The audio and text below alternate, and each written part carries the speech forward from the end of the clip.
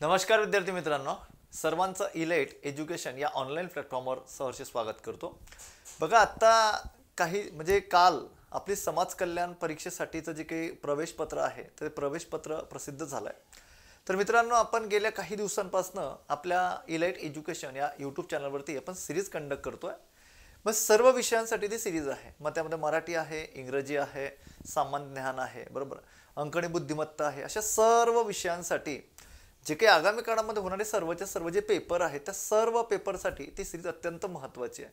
आणि तीच वेळ आता येऊन ठेपलेली आहे की आता आपले जे काही समाज कल्याणचे जे काही पेपर आहेत, बरोबर, ज्यांच्यासाठी तुम्ही अर्ज केलाय तर त्याची परीक्षा आता सुरू होते आहे, बरोबर। मग ती परीक्षा कधीपासून सुरू होते आहे, हॉल तिकीट आल्यात, त्यानंतर यामध्ये एक नवीन माहिती तुमच्या समोर मला सांगायची आहे। ती म्हणजे कोणती की समाज कल्याण पेपरमध्ये जी की परीक्षा TCS घेते आहे। ओके, आतापर्यंत असं कधी झालेलं नव्हतं। TCS घेणाऱ्या परीक्षेमध्ये सुद्धा निगेटिव्ह मार्किंग आहे, यस आहे, तेच मला तुम्हाला सांगायचं आहे, बरोबर। म्हणून आजचं लेक्चर तुमच्यासाठी घेऊन आलोय। सर्वांनी शेवटपर्यंत लेक्चर बघा।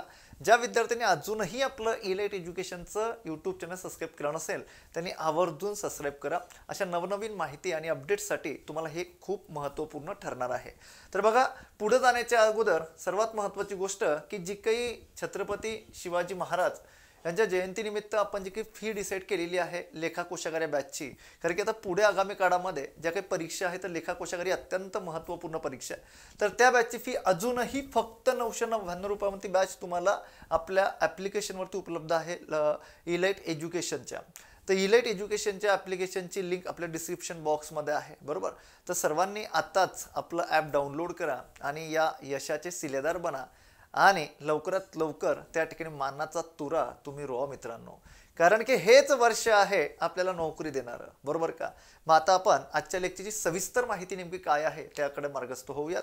आणि बॅचची वैशिष्ट्य तुम्हा सर्वांना माहितीच आहे की आपली बॅच दररोज लाईव्ह लेक्चर सुरू आहेत, सर्व विषयांचे लाईव्ह लेक्चर सुरू आहेत। एवढं ही बॅच तुम्हाला एवढं कमी फीजमध्ये त्या ठिकाणी उपलब्ध होत आहे, कारण की या बॅचचा जो अभ्यासक्रम तुम्ही बघितला तर आपला जो काही कंबाईनचा अभ्यासक्रम आहे तर त्या लेव्हलला तो अभ्यासक्रम तिथं डिफाईन केलेला आहे। म्हणून इथं एवढा अभ्यास करण्यासाठी आपल्याकडे आता वेळ नाही आहे। तुम्ही फक्त लेक्चर बघा, लेक्चर अटेंड करा, परिपूर्ण त्यातनं कव्हर होणार आहे। कारण की 200+ रेकॉर्डेड लेक्चर तुम्हाला उपलब्ध असणार आहे। परीक्षेला अजून बराचसा कालावधी आहे, त्यामुळे संधी आता घालवू नका। आपली जी टीम आहे ती महाराष्ट्रातली अतिशय सर्वोत्तम मार्गदर्शक टीम आहे। सर्वात पहिल्यांदा ती डेमो लेक्चर करा, त्याच्यानंतरच त्या ठिकाणी तुम्ही बॅच खरेदी करू शकता।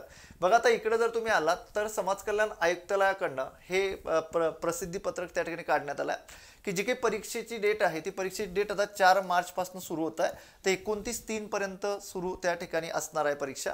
तर यामध्ये वेगवेगळ्या प्रकारची पदं त्यामध्ये होती, तर त्या सर्वांचं विश्लेषण, सर्वांचं डिटेल्स या ठिकाणी तुमच्या समोर मी मांडतोय। तर बघा आता समाज कल्याण आयुक्तालय महाराष्ट्र राज्य पुणे यांच्या आस्थापनेवरील वर्ग 3 साठी ही जाहिरात आलेली होती। संवर्गातील वरिष्ठ समाज कल्याण निरीक्षक, गृहपाल अधीक्षक, त्यानंतर गृहपाल, त्यानंतर म्हणजे अधीक्षक महिला असेल, अधीक्षक सर्वसाधारण सर्वांसाठी असेल, समाज कल्याण निरीक्षक असेल, उच्च श्रेणी लघुलेखक असेल, निम्न श्रेणी लघुलेखक असेल, लघु टंकलेखक असेल, या सर्व या पदांसाठी आता परीक्षा सुरू होत्या। तर ती परीक्षा कुठून कुठपर्यंत ज्या विद्यार्थ्यांनी अर्ज भरलेला आहे त्यांच्यासाठी ही त्या ठिकाणी परीक्षा असणार आहे। आणि ही परीक्षा परिपूर्णपणे ऑनलाईन आहे आणि परीक्षा कोण घेते आहे, TCS घेते आहे। ओके, TCS पॅटर्न तुम्हाला सर्वांना माहिती आहे, IBPS घेत नाहीये। आदिवासी विभाग जो काही आहे तर त्याची परीक्षा IBPS घेणार आहे, पण यासाठी समाज कल्याणसाठी TCS पेपर घेणार आहे। तर पेपर सुरू होत आहे 4 मार्च पासून, म्हणजे आता काही दिवसानंतर, आजची 26 त्या ठिकाणी तारीख आहे, बरोबर। तर त्या ठिकाणी 2 दिवसांना म्हणजे 4-5 दिवसानंतर परीक्षा स्टार्ट होत आहे। तर आता सर्वात पहिली जी शिफ्ट आहे, पहिला जो दिवस आहे तर तो त्या ठिकाणी कोणत्या पदासाठीचा आहे, तर पहिला दिवस हा गृहपाल किंवा अधीक्षक महिला यांच्यासाठी 4 मार्चला पहिली शिफ्ट आहे तुमची, सकाळी 9 ते 11 या वेळेमध्ये, बरोबर। त्यानंतर त्या ठिकाणी त्याच दिवशी म्हणजे एकाच दिवसभरामध्ये त्या ठिकाणी किती शिफ्ट होणार आहे, 3 शिफ्ट होणार आहे। आणि आपल्या यूट्यूब चॅनलवरती जर तुम्हाला हे अपडेट्स जाणून घ्यायचे असतील तर आपल्या यूट्यूब चॅनलवरती पेपर कसा होता, बरोबर, प्रश्न कोणत्या घटकावरती जास्त भर देण्यात आला, तर याचं विश्लेषण आपण समाज कल्याणच्या पेपरसाठीचं घेणार आहोत। त्याकरता सांगतोय की आपलं यूट्यूब चॅनल सबस्क्राईब करून ठेवा, बरोबर। तर इकडं त्या ठिकाणी ही पहिला दिवस आहे 3 शिफ्टमध्ये त्या ठिकाणी पेपर आहे बरोबर. हा पहिला दिवस आहे, 3 शिफ्टमध्ये पेपर आहे. दुसरी शिफ्ट तुमची दुपारी 1 ते 3 असणार आहे आणि तिसरी शिफ्ट 5 ते 7 असणार आहे बरोबर. म्हणजे एक आयडिया येईल तुम्हाला की नेमका पेपरचं स्वरूप कसं होतं बरोबर. अशा पद्धतीने या ठिकाणी ह्या सर्व परीक्षा सुरू होणार आहे. त्याच्यानंतर ह्या आपलं 7 मार्च पर्यंत बरोबर, 7 मार्च पर्यंत 9 ते 11 पर्यंत काय असणार आहे तर गृहपाल किंवा अधीक्षक महिलेचे पेपर त्या ठिकाणी चालणार आहेत, म्हणजे 4 ते 7. तिथून सुरू होणार आहे त्या ठिकाणी दुसऱ्या पदासाठीचा पेपर, तो म्हणजे वरिष्ठ समाज कल्याण निरीक्षक. कधीपासनं 7 मार्च पासनं. तिथे सुद्धा त्या ठिकाणी जे काही शिफ्ट आहे तर इथं 2 शिफ्टमध्ये तो पेपर त्या ठिकाणी पार पडणार आहे बरोबर. म्हणजे इथं विद्यार्थी आणि त्याच्यासाठी असलेलं जे काही शिक्षण आहे, जागा आहे बरोबर, त्यासाठी ते त्या ठिकाणी त्या संदर्भात फक्त एकाच दिवशी 2 शिफ्टमध्ये तो पेपर होणार आहे. त्यानंतर जर पुढे आलात तुम्ही तर सर्वसाधारण म्हणजे गृहपाल किंवा अधीक्षक सर्वसाधारणसाठी जे काही पद होतं तर त्यासाठी बरेच दिवस त्या ठिकाणी म्हणजे किती तर इकडं जर आपण बघितलं तर 10 मार्च पासून त्या ठिकाणी तो पेपर सुरू होणार आहे पहिल्या शिफ्टमध्ये. त्याच्यानंतर पुढे गृहपाल किंवा अधीक्षक त्या ठिकाणी 10 मार्चला दुसरी शिफ्ट, त्यानंतर परत तिसरी शिफ्ट बरोबर. त्याच दिवशी 3 शिफ्टमध्ये तो पेपर पार पडणार आहे. पुढे अजून 6व्या दिवशी सुद्धा त्याच 2 शिफ्टमध्ये पेपर होणार आहे. त्यानंतर पुढे म्हणजे 3 शिफ्टमध्ये पेपर होणार आहे. त्याच्यानंतर पुढे 7व्या दिवशी नवीन पदाचा पेपर सुरू होईल, तो म्हणजे 12 मार्चला बरोबर.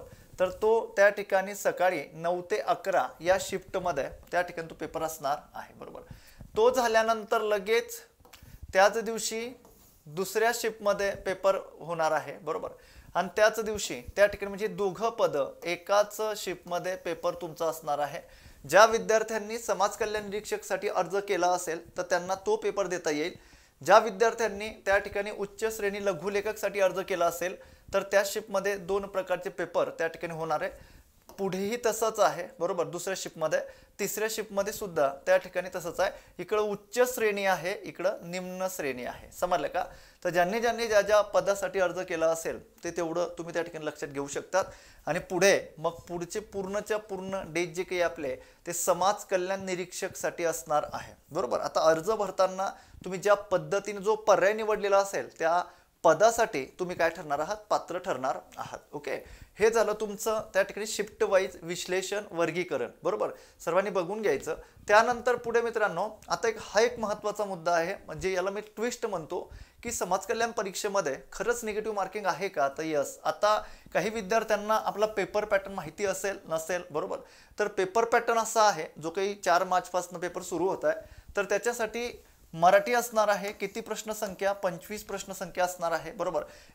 याविषयीची आपल्या यूट्यूब चॅनलवरती आपण बरीचशी तयारी किंवा अतिसंभाव्य प्रश्न विश्लेषण त्या ठिकाणी बऱ्याचशा गोष्टी क्लिअर करून घेतल्यात. त्यानंतर इंग्रजी बरोबर 25 प्रश्न असणारे, 50 गुण असणारे दोघांना बरोबर. ह्याला 50 ह्याला 50 बरोबर. सामान्य ज्ञान जीके बरोबर, त्यावरती 50 प्रश्न असणार आहेत बरोबर. हा सामान्य ज्ञानचे सुद्धा आपले बरेचसे लेक्चर त्या ठिकाणी आपल्या यूट्यूब चॅनलवरती झालेत बरोबर. त्यानंतर त्या ठिकाणी बुद्धिमत्ता चाचणी 25 प्रश्न त्या ठिकाणी 50 गुण, म्हणजे एकूण गुणांची संख्या किती असणार आहे, 200 असणार आहे बरोबर.